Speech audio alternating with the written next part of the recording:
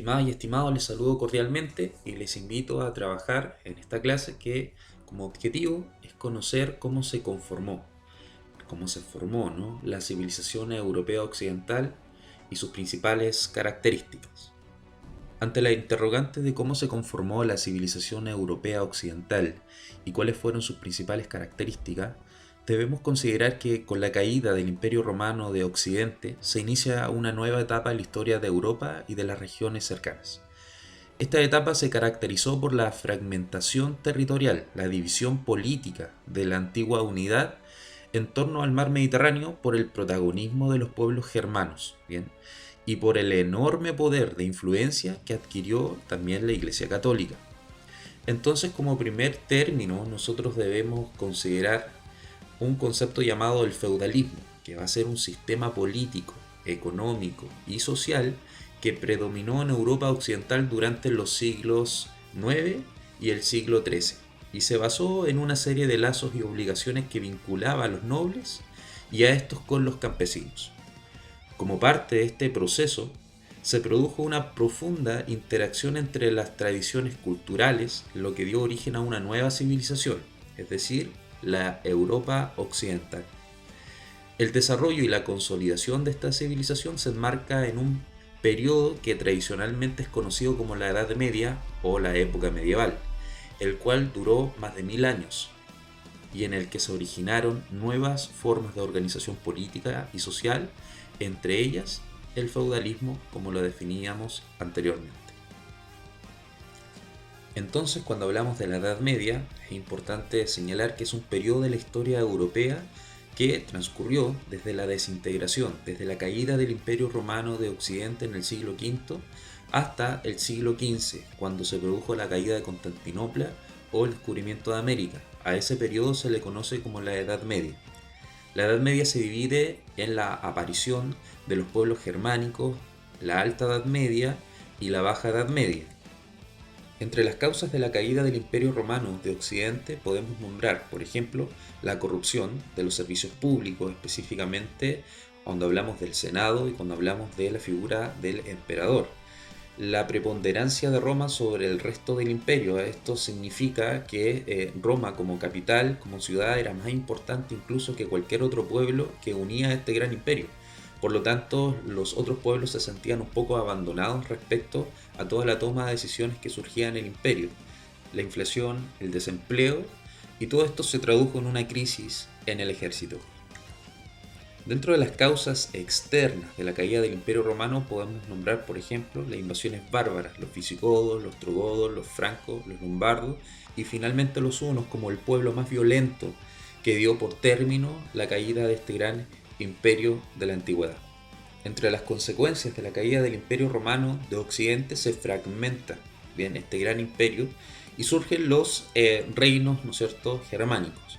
Estas invasiones bárbaras, por ejemplo, los visigodos se establecieron en España, los ostrogodos en Italia, los francos en la antigua Galia, actual llamada Francia, los vándalos en África, anglosajones y bretones en Gran Bretaña o en Inglaterra. En este contexto pasamos de los reinos germánicos al feudalismo, bien, es decir, que se desarrolla entre los siglos V y el siglo X. Como consecuencia de los procesos anteriores se forma una nueva sociedad en Europa occidental basada principalmente en tres culturas o en tres raíces.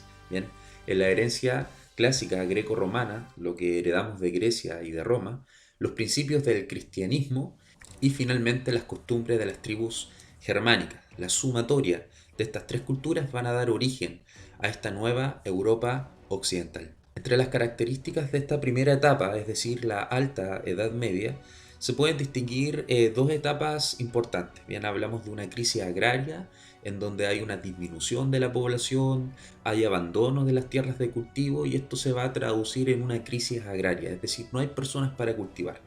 Y la otra etapa es ya una mejora en cuanto a la expansión agraria, bien, pero eso va a ser desde el siglo IX hasta el siglo XI. Bien, hay un aumento de la población, se inicia una nueva técnica que es la roturación de nuevas tierras, ¿no es cierto?, y una mejora de las técnicas de la agricultura.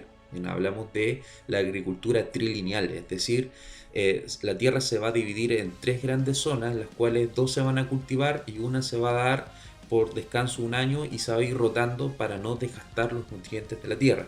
También, entre otras características, podemos señalar las oleadas de las invasiones, sobre todo los pueblos germánicos durante el siglo V, los musulmanes en el siglo VII y los vikingos en el siglo VIII, el siglo IX. Existe mucha inseguridad, se generan relaciones de dependencia personal entre los señores que ofrecen protección y los vasallos que juran su fidelidad. Y esto causa la aparición de este concepto que definíamos al principio como el feudalismo, como un sistema político, económico y social que se basa, ¿no?, en la dependencia de, en este caso, los siervos con el feudo y el feudo con el rey. Bien, es un vínculo de dependencia que se genera en un contexto de mucha inseguridad e incertidumbre en Europa. Para finalizar nuestra clase vamos a retroalimentar lo que hemos trabajado. Ante la interrogante de cómo se conformó la civilización europea, para responder a esta pregunta primero debíamos saber que la Edad Media se refiere al periodo histórico entre la Edad Antigua y la Edad Moderna, entre los siglos V y el siglo XV. Son 1000 años de historia. Se inicia con la caída del Imperio Romano de Occidente y finaliza con el descubrimiento de América en 1492 o la caída del Imperio de Roma de Oriente, Bizancio, en 1453. Y se conformó luego de la caída del Imperio Romano de Occidente con la división de este imperio entre los pueblos germanos. Y en cuanto a las características de esta primera etapa de la Edad Media, es decir, la Alta Edad Media, podríamos mencionar primero una crisis agraria, un mundo que es más bien ruralizado, es decir, toda la población abandona la ciudad y se va a vivir al campo. Existen muchas oleadas invasores, sobre todo los pueblos germánicos, los musulmanes y posteriormente los vikingos. Existe una alta inseguridad que crea relaciones de dependencia entre los campesinos y los señores, ¿no es cierto?, feudales y su rey.